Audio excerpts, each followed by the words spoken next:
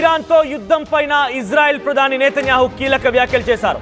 Iran supreme leader Khamenei target గా సంచలన ప్రకటన చేశారు. ఆయన ఖమేనీని చంపేసాకే యుద్ధం ముగుస్తుందన్నారు నెతన్యాహు. ఇరాన్ ప్రజలు ఉద్దేశించిన నెతన్యాహు ఇటువంటి కీలక ప్రకటన చేశారు. ఇరాన్ మళ్ళీ గొప్పగా మారుతుంది అంటూ కామెంట్స్ చేశారు.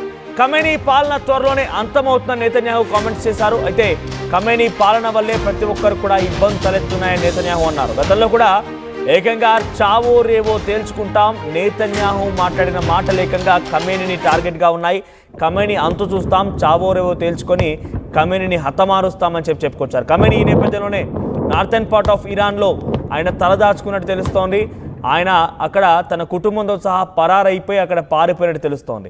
సో టెహరాన్లోని కొన్ని కీలకమైనటువంటి ప్రదేశాలే ఇజ్రాయెల్ టార్గెట్గా చేసుకొని ముందు కొనసాగుతున్న నేపథ్యంలో అటు Iran supreme leader Ali Khamenei దాక్కున్న ప్రదేశాన్ని కూడా కనుగొన్నారు. ఆయన టార్గెట్గానే ఇప్పుడు దాడులు చేయాలని ఒక ఆలోచనతో ఉన్నారు. కానీ అమెరికా డొనాల్డ్ ట్రంప్ చాలా సీరియస్ వార్నింగ్తో ఇరాన్ కాళ్ళబెరానికి వచ్చింది. అరబ్ కంట్రీస్తో ఇరాన్ అమెరికాతో చర్చలకు సిద్ధమైంది. మరి ఇప్పుడు దీనిపైన నెతన్యాహు ఎలా స్పందిస్తారో చూడాలి. ప్రస్తుతానికి అలీ ఖమేనీ వల్లే సమస్య, కానీ ఇరాన్ ప్రజలతో మాకు అటువంటి సమస్య లేదు. అలీ ఖమేనీ కావాలని ఇటువంటి దుశ్చర్యలకు పాల్పడుతున్నాడు. అలీ ఖమేనీ వల్లే అందరికీ ఇబ్బంది తలెత్తున్న మాటలు ఆయన మాట్లాడుకొచ్చారు. ఒకసారి ఆయన నోటి వెంట అలీ ఖమేనీ ఉద్దేశించి ఏం మాట్లాడారో విందాం. Will not stand for long. Logical thuggery that has kidnapped your country will not stand for long. And you are the future, not them. That's my message to you, people of Iran. Logical thuggery that has kidnapped your country will not stand for long. And you are the future, not them. That's my message to you, people of Iran. Logical thuggery that has kidnapped your country.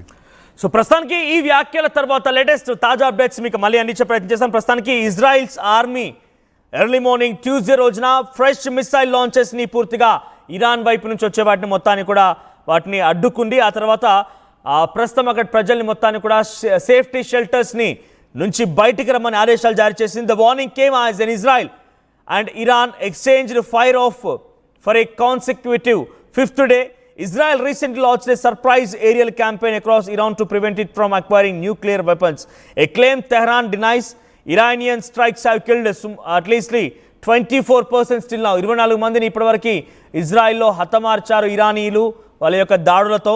సుమారుగా ఇక్కడ 220 మందికి గాయాలని తెలుస్తోంది. ఒకవైపుగా అటు Iran ప్రాంతంలో Israel చేసిన దాడికి గాను 250 మంది మరణిస్తే 1300 మందికి చాలా తీవ్రంగా గాయాలయ్యాయి. అయితే ప్రస్తుతానికి Randhir Jaiswal ministry of external affairs in view of ongoing developments in Iran and Israel. So మన భారతదేశానికి సంబంధించి ఎక్స్టర్నల్ అఫేర్స్ మినిస్ట్రీ ప్రత్యేక విభాగాన్ని ఏర్పాటు చేసినట్టుగా రణ్ధీర్ జైస్వాల్ ప్రకటన చేశారు.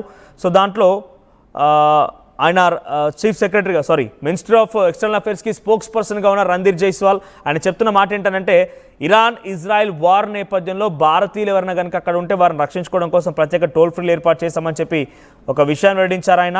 సో టెల్ అవీవ్ ప్రాంతంలో ఎంబసీ ఆఫ్ ఇండియా ఉంటే అక్కడ దాడి జరిగే అవకాశం ఉంది. ఇప్పటికే యుఎస్ ఎంబసీని టెల్ అవీవ్ ప్రాంతంలో కుప్పకూల్చేశారు కాబట్టి అక్కడ సంప్రదించండి మీకైనా సమస్య ఉంటున్నట్టుగా ఆయన ఎక్స్ ద్వారా ఈ విషయం వెల్లడించారు. ఇక Israel's army reported detecting new missiles launched from Iran, marking 5th consecutive day.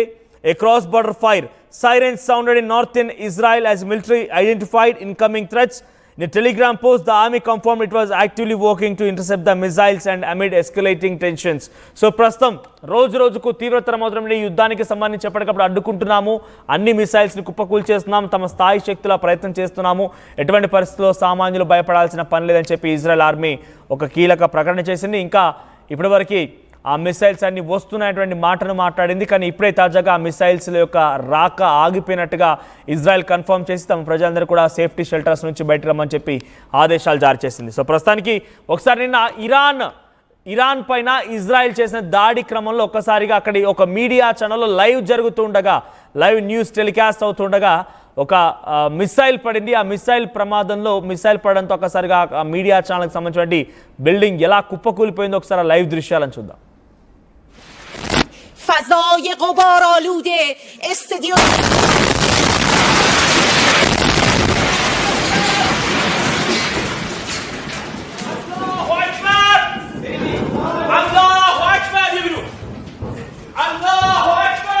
فضای غبار آلوده استادیوم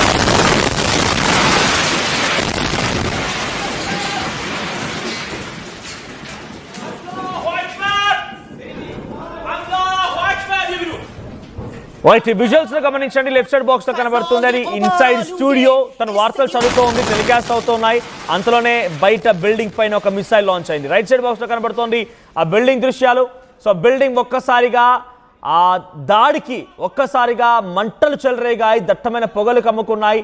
building మొత్తం కూడా ధ్వంసం అయిపోయింది, శిథిలం అయిపోయింది. సో లైవ్ దృశ్యాలు ఇవన్నీ కూడా. సో ఇరానియన్ మీడియాకి సంబంధించి ఇరానియన్ స్టేట్ టీవీ అటది. ఇరానియన్ స్టేట్ టీవీలో ఈ దాడి జరగగా ఒక్కసారిగా అక్కడ బిల్డింగ్ కుప్పకూలిపోయింది, ధ్వంసమవడంతో ఆ లైవ్ టెలికాస్ట్ ఆగిపోయింది. అక్కడ నుంచి యాంకర్ కూడా పరారైపోయింది. రైట్ సైడ్ విజువల్స్ మీకు కనిపిస్తున్నటువంటి దృశ్యాలన్నీ కూడా బయట దృశ్యాలు. అయితే ఈ దాడి తర్వాత ఇరాన్ చాలా పెద్ద ఎత్తున ప్రతిఘటించింది, వార్నింగ్ కూడా ఇచ్చింది. ఛానల్ 12 అండ్ 14 అనేటువంటి ఇజ్రాయెల్ మీడియా పైన త్వరలో దాడి చేయబోతున్నాం, తేల్చుకుందాం ఇక మీ మీడియా సంగతి ఏంటో, మీ మీడియా పైన కూడా దాడి చేస్తామనే వార్నింగ్ని ఇరాన్ ఇజ్రాయెల్ పైన చాలా గట్టిగానే వార్నింగ్ ఇచ్చింది, అన్నట్టుగానే ప్రయత్నం చేసింది. కానీ అక్కడ నుండి ఐరన్ డోమ్ వాటన్నిటిని అడ్డుకుంది. ఇరాన్ చేసినటువంటి దాడిని ఇజ్రాయెల్ మీడియా బిల్డింగ్స్ పైన పడక మునిపే వాటిని ఐరన్ డోమ్ శక్తి ఇజ్రాయెల్లో అడ్డుకునే ప్రయత్నం చేసింది. సో ఇజ్రాయెల్లో చాలా భీకరంగా వర్షపు చినుకులు పడ్డట్టుగా అడుగడికి ఒక మిసైల్ లాంచ్ చేసింది ఇరాన్. అయితే వాటి కొన్నిటిని తిప్పికొట్టారు, మరికొన్నిటిని ముఖ్యంగా టెల్ అవీవ్ ప్రాంతంలోనే దాడులు జరిగాయి. టెల్ అవీవ్ అనేది northern part of Israel. So అక్కడ చాలా పెద్ద ఎత్తున ఒక మహానగరంగా ఉంటుంది టెల్ అవీవ్ ప్రాంతం అనేది. సో ఈ నేపథ్యంలో టెల్ అవీవ్ ప్రాంతం పైన దాడులు జరగడంతో అక్కడ ప్రజలు భయభ్రాంతులకు గురయ్యారు. చాలా పెద్ద ఎత్తున కమ్యూనికేషన్స్ బ్రేక్ అయ్యాయి, ఇంటర్నెట్ కనెక్షన్స్ బ్రేక్ అయ్యాయి. ఒక మహానగరంలో ఈ రకమైనటువంటి దాడి చేయడం కారణంగా అంతా కూడా భయభ్రాంతకు గురి చేయాలని ఒక ఆలోచనతో ఇరాన్ ప్రయత్నం చేసింది. ఏకంగా ఇరాన్ ఇజ్రాయెల్ మిలిటరీ స్థావరాలను టార్గెట్గా చేసుకొని కొన్ని దాడులు చేసినప్పటికీ ఏమాత్రం సఫలీకృతం కాలేదు. అందుకే సామాన్య పౌరుల నివాసాలపైన ఇరాన్ దాడులు చేస్తున్నట్టుగా ఇజ్రాయెల్ అధ్యక్షుడు నెతన్యాహు చెప్తున్నారు. మరిన్ని అప్డేట్స్తో మరో సిద్ధంగా ఉన్నారు మను. So supreme leader Ali Khamenei తమ టార్గెట్గా ఉన్నారు.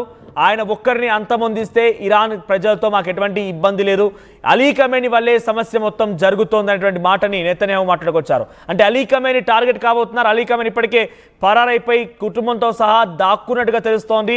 ఆయన స్థావరాన్ని గుర్తించారన్నట్టుగా నెతన్యాహు ప్రకటించారు. ఆ స్థావరాలపైన ఇప్పుడు దాడులు జరిగే అవకాశం ఉందా?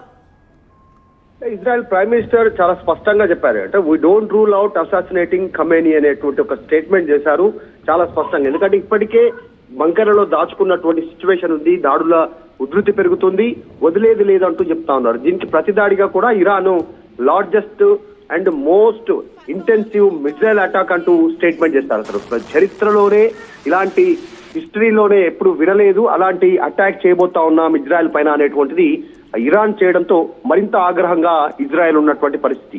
ముఖ్యంగా సంబంధించినటువంటి దాంట్లో ఆ ఒప్పందానికి సంబంధించినట్లు వారు దాన్ని అగ్రిమెంట్ క్యాన్సిల్ చేసుకోవాలి, దానికి కట్టుబడి ఉండాలి ఇరాన్ అనేటువంటిది ఇజ్రాయెల్ చెప్తా ఉంది, అమెరికా చెప్తా ఉన్నటువంటి పరిస్థితి ఉంది. ఒక సందర్భంలో డైరెక్ట్ గా ఇరాన్ ఒక స్టెప్ దిగిపోయి ఇలాంటి స్టేట్మెంట్ చేసిన తర్వాత ఒక స్టెప్ దిగిపోయి ఒక కీలకమైనటువంటి స్టేట్మెంట్ చేశారు. వెంటనే ప్రపంచ దేశాలు, చుట్టుపక్కల ఉన్నటువంటి దేశాలు వారికి మద్దతు ఇచ్చేటువంటి ముస్లిం కంట్రీస్ అన్ని కలగజేసుకోవాలి అనేటువంటిది. ఖతార్, సౌదీ అరేబియా, ఒమన్ ఈ దేశాలన్నీ కూడా ఒక్కతాటిపైకి వచ్చి అమెరికా అధ్యక్షుడు ట్రంప్ పైన ఒత్తిడి తెండి, ఎందుకంటే ట్రంప్ సూచన మేరకే మన పైన దాడి జరుగుతా ఉంది, ట్రంప్ పైన ప్రెజర్ తీసుకురండి, మీరందరూ ఏకం కండి అంటూ ఇరాన్ మరొక ప్రకటన కూడా జారీ చేసింది. దీన్ని కూడా ప్రస్తుతం ఇజ్రాయెల్ చాలా సీరియస్ గా తీసుకున్నట్టుగా తెలుస్తా ఉంది. ఇక ముందు ఫ్యూచర్ లో మరిన్ని దాడులు పెంచుతామంటూ స్టేట్మెంట్ చేస్తా ఉన్నారు.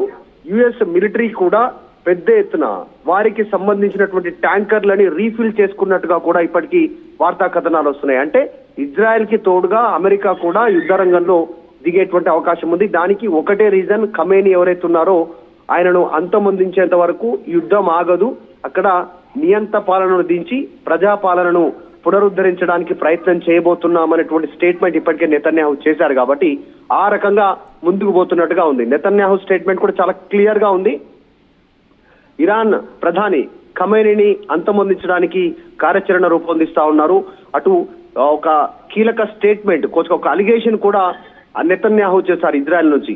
అమెరికా అధ్యక్షుడు ట్రంప్ ను అంతమొందించడానికి కూడా ఇరాన్ కుట్ర పన్నింది అంతర్జాతీయంగా అనేటువంటి ఒక బిగ్గెస్ట్ స్టేట్మెంట్ చేశారు. సో వీటన్నిటి నేపథ్యంలో ఇటు అమెరికా యుద్ధ విమానాలు, ట్యాంకర్లు సిద్ధమవుతున్నాయి, ఇటు ఆల్రెడీ ఇజ్రాయెల్ దాడులు చేస్తా ఉంది.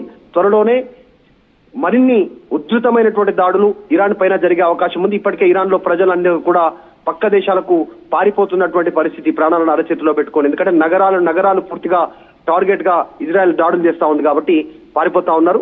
నిజంగానే ఖమేనీని టార్గెట్ గానే ఇజ్రాయెల్ ఇటు అమెరికా రెండు యుద్ధంలో ముందుకు పోతా ఉన్నట్టుగా చాలా స్పష్టంగా కనిపిస్తా ఉంది.